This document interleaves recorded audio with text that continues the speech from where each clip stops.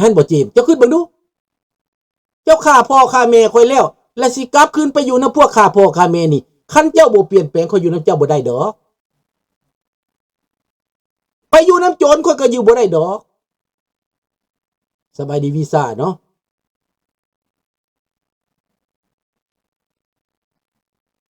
นี่แหละ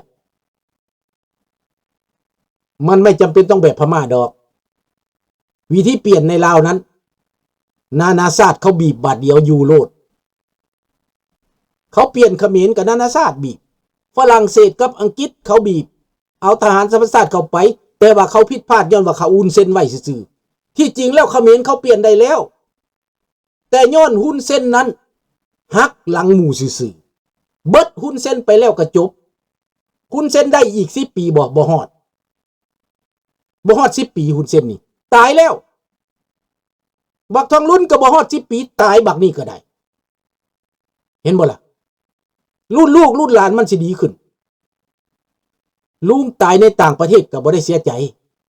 เพราะตายอยู่นี่กับตายอยู่ลาวตายอยู่นี่สนุกกว่าประกันภัยก็มีตายอยู่นี่เงินก็ได้หีบโลงก็บักงามๆเขาให้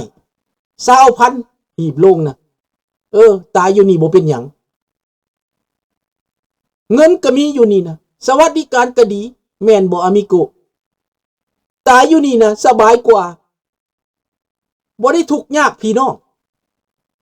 ประกันภัยก็เป็นแสน200,000บ่ได้ฮ้อนเดือฮ้อนเมียบ่ได้ทุกข์ได้ยาก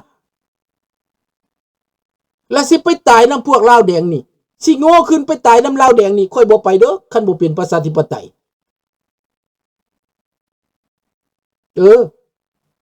ก็ว่าสิบ่ตายนี่แหล้วสิซอยลูกซอยหลานนี่แหล้ว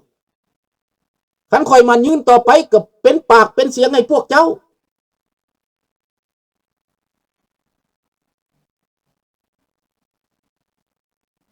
มันหมดแล้วบักปูตีนนั่นน่ะเอาเว้าเรื่องเฮานี่ก่อนดังนั้นอยู่ในต่างประเทศนี่นะ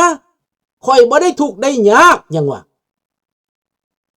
เพียงตั้งแต่ว่าข่อยคิดฮอดบ้านเกิดเมืองนอนที่มันดีแต่ก่อนนั้นเท่านั้นแต่สิให้ข่อยไปสะออนว่าโอ้ยอย่ากลับไปอยู่เมืองลาวนี่ยากแล้วแม้แต่ว่าเปลี่ยนแล้วนี่นะกลับขึ้นไปยังเห็นคนติดยากลับไปยังเห็นคนขี้ลักกลับไปยังเห็นถูกเห็นยากนี่ค่อยคิดว่าแม่ป้านี่คือสิบ่อยากอยู่แล้วเนี่ยนั่น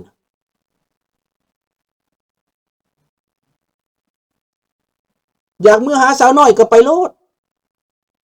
บ่ได้เป็นหยังเสียมไปโลกเขาเสรีแล้ว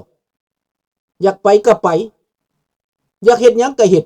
แต่คิดเบิ่งความเป็นคนนี่นะสำหรับข้าพเจ้านี้คันบ่ได้ตอบบุญคุณแผ่นดินนี่ข้าพเจ้าจะบ่กลับดอกข้าพเจ้าจะเป็นปากเป็นเสียงให้บรรพบุรุษจะเป็นปากเป็นเสียงให้ประชาชนผู้ที่ปากบ่ได้ไอบ่ดังจะเป็นแสงสว่างให้หมู่ดีก่อนอยู่นี่ก็ภูมิใจผู้แห่งแล้วลูกเต้าก็อยู่นี่แหละเขาบ่เมื่อดอกนำระบอบนี่ถามเขาแล้วจ้างก็บ่ไปเขาว่าคันยังเป็นระบอบแบบนี้นะ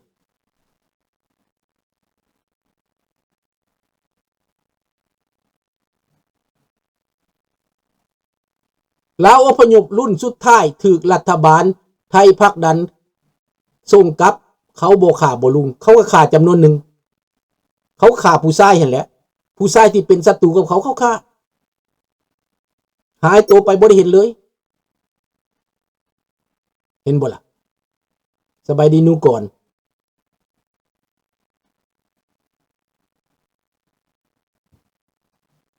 เฮากลับมาแล้วเห็นทุ่งค้อนเกี่ยวค้อนตีเฮาเห็นเฮาอีตนคนลาวที่หนีไปบ่ต้องอีตนเขาดอกพวกที่หนีไปนั่นเขาถูกแต่ทำอิฐได้เจมแต่เดี๋ยวนี้เขาบ่ได้ถูกแล้วคนบ่มีความรู้มาต่างประเทศก็ยังมีอยู่มีกินยังมีเงินมีคำยังอยู่ได้ไปอเมริกานี่คันพวกไปอเมริกานี่ก็หลายคนที่ว่าประสบผลสำเร็จ ได้เป็นนักการบ้านการเมืองนักปกครองนักบริหารเขาบ่ได้ยึดได้อยากมีเงินมีคำก็บ่ได้ยึดได้อยากเว้นเสียแต่คนบ่เอาเรื่องอีหยังจักดีหั่นถ้าบ่มีความรู้แท้ๆเขาก็ยังหากินได้อยู่เป็นกรรมกรก็ยังกุ้มแม่นบ่เฮ็ดอีหยังก็กุ้มเบิดว่าแต่ดุแต่มันดังนั้นมันบ่มีหยังที่จะเฮ็ดให้ว่าอยากเมื่ออยู่เมืองลาวเขาก็หนีมาคือเก่าขนาดอยู่เมืองลาวก็ยังจ้างมาให้คิดว่าคนอยู่เมืองลาวน่ะข้าพเจ้ามีลูกมีหลานดอกวะเขาจ้าง $10,000 ได้จังได้มาได้จังได้ออกมาอเมริกาจ้าง 10,000 ได้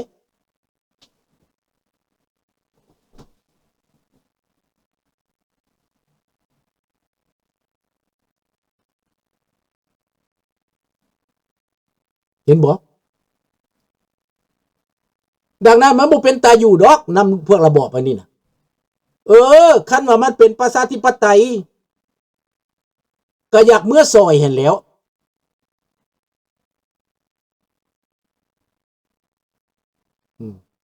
สมบัติสมพรเราบ่ได้ต่อต้านเขาหาเรื่องใส่เรา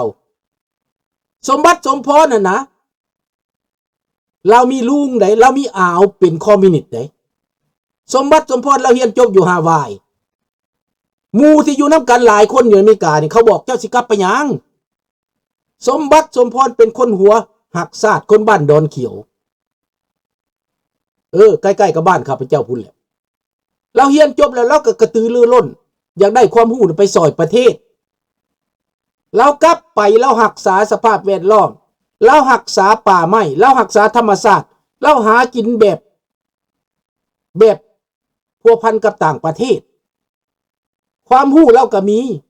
เมียเราก็คนสิงคโปร์มันเลยอิจฉาบังเบียดต่างประเทศนี่ให้การสนับสนุนสมบัติสมพรไปแย่งซีนมันแย่งหน้าที่มันจึงฆ่าเราบริต้านเขาเรามีแต่แนะนำเราแนะนำว่าดินร้อนตอนหญ้าควรรักษาไว้ให้ประชาชนบ่ควรให้สัมปทานมันไปขัดผลประโยชน์บักเจ้าเว้ยก็พวกบักเจ้าเว้ยนั่นแหละฆ่าเราก็พวกจีนนั่นแหละฆ่าเรานั่นเอาไปฆ่าอยู่ไสเอาไปฆ่าอยู่เขตพิเศษ90 ปีสัมปทานนั่นแหละ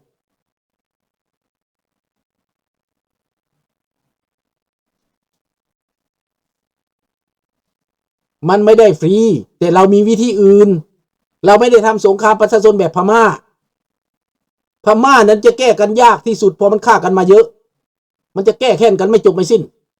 ลาวนี่มันง่ายกว่านะถ้าพวกลาวแดงหมดอำนาจไปด้วยมหาอำนาจเขาบีบด้วยเขากำจัดลาวเฮากับผู้คนอื่นที่บ่ได้พิษกันนะมันก็เว้ากันได้มันก็ตกลงกันได้มันยังเจรจากันได้อยู่หลานมันคนละเรื่องอันที่ไปฆ่าฟันกันจับอาวุธนะเจ้าข้าค่อยฆ่าเจ้านี่แบบพม่านจักผักจักไฟล่ะจะบ่แล้วจักเถื่อนั่นแต่คันจับอาวุธมันจะยึดอำนาจเท่านั้นทางในก็จับทางนอกก็เข้าไปร่วมกันแล้วเป็นประชาธิปไตยโลกเขาสนับสนุนอันนี้แต่คันมีพระมหากษัตริย์ยิ่งดีมันจะบ่ได้เว้ายากเห็นบ่คนทางในก็ต้องการคนทางนอกก็ต้องการเว้ากันง่ายลาวยังมีโอกาสเว้ากันได้คันยังเก่งกับบักท้องรุ่นตายไปบักซ้อนไส้ตายไปคันมาบ่ตายมันก็ยอมจำนวนบ่ให้เขามาเกี่ยวการเมือง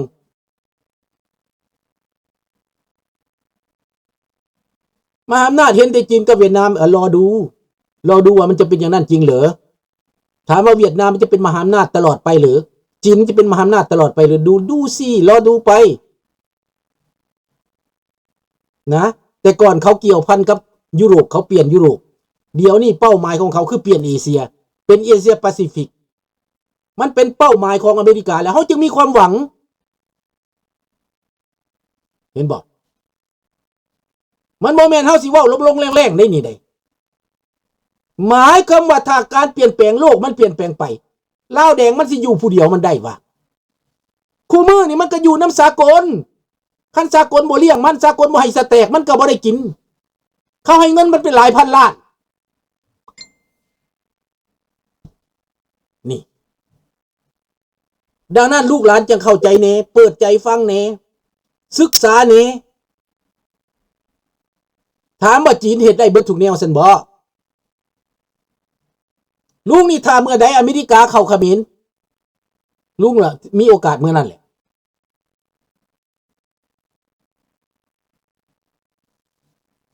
สมบัติสมพรถึกบักบุญเกิดสังสมศักดิ์หลอกให้กับลาวบ่แม่นแต่เท่านั้นแหละบุญเกิดสังสมศักดิ์นี่ตั้งแต่กี้เป็นหมู่อ้ายของข้าพเจ้าว่าสิไปหาอยู่ตอนมันมาเป็นทูตนั่นน่ะมันมีเอี่ยวเรื่องธุรกิจบักนี่น่ะมันหักหลังหมู่บุญเกิดสังสมศักดิ์นี่น่ะหมู่เดียวกันเสี่ยวกันกับดร.ศรีทุยสุวรรณศรีข้าพเจ้ารู้จักนาบ่าวมันลุงมันอยู่นี่แล้วเสียไปแล้วนาบ่าวมันไปอยู่เมืองเดียวกับข้าพเจ้านี่บุญเกิดสังสมศักดิ์น่ะเรียนจบจากฝรั่งเศสตัวหมู่หลอกหมู่ให้เมื่อหมอนี่น่ะไปอสอมซ่อมกับไกรสอนจะได้เป็นทูตเลียแข้งเลียขาหมอนี่น่ะนะเดี๋ยวนี้จีนมันหลายกว่าเวียดแต่ว่ามือหนึ่งถามว่าจีนมันสิเก่งหลายปานใดมันต้องมีโอกาสของเฮาน้ำท่วมแล้วบ่มีบกแล้วบ่มีท่วมบ่ต้องเบิ่งเด้ให้เบิ่งเอาเด้อรัสเซียว่าเก่งมันก็บ่ได้เก่งเด้อเห็นบ่ล่ะเจอสงครามยูเครนแล้วเป็นจังไดล่ะเจอแล้วเป็นจังไดต่อไปก็จีนเฮ็ดสงครามอีกตีคันอยากเฮ็ดก็ได้เฮ็ดแม่คันสงครามอเมริกากับจีนนี่ลุงเข้าทางอเมริกาเท่าปานนี้ก็สิไปนะคันว่าเกิดสงครามกับอเมริกานี่นะอเมริกาบ่ให้ไปก็สิไปเองนะเห็นบ่ล่ะให้เข้าใจจังซั่นเด้อดังนั้นลูกหลานให้อดใจไว้อดใจรอมันมาฮอดเดียวนี้แล้วให้ลูกหลานพิจารณาตึกตองดีๆเขากำลังแก้ปัญหาเขมรอยู่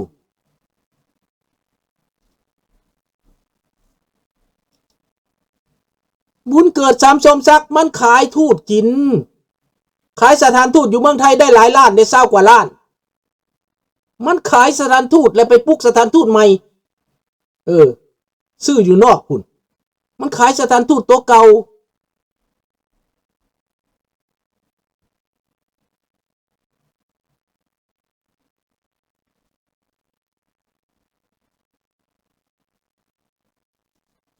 ฝรั่งมันก็บูจักว่าเจ้าเป็นหยังมันคือว่าเจ้าเป็นจีนเด้แต่จีนพวกนี้มันจีนมาเฟียเด้เขาสร้างจีนมาเฟียขึ้นมาจีนนี่มันสร้างหยังสร้างไวรัสสร้างเคมีสร้างปันตานินมามอมเมาโลกนี่ให้มันตาทั่วจ้องทำลายอเมริกานี่สร้างปันตานินสร้างเฮโรอีนสร้างทั้งหมดกระจายในเอเชียนี่นะสร้างยาบ้าแล้วก็สร้างมาเฟียเพื่อสร้างความวุ่นวายและมันสิหยุดทางการเมืองจีนหวังเป็นใหญ่มันอยากครอบครองมันจะเป็นอย่างสั้นน่ะมันวางแผนมันส่งคนมาแผ่พายยึดอำนาจไปก่อนให้เจ้านิยมมันซะก่อนให้เจ้าเกิดปัญหาก่อนแล้วมันจะสิมาเป็นพระเอกขี่ม้าขาวมันบอกข่อยมาปกครองแล้วบ่มีข่อยสิฆ่าทิ่มเบิดพวกที่ว่ากินบ้านกินเมืองนั่นนะเอาเท่านี้แหละมื้อนี้นะขอจำอำพลาพระจากเท่านี้เด้อโชคดีเป็นของท่านผู้ฟังผู้ชมทุกท่านราตรีสวัสดิ์พบกันใหม่มื้อนี้นะบายบายกุ๊ดไนท์บอนนุย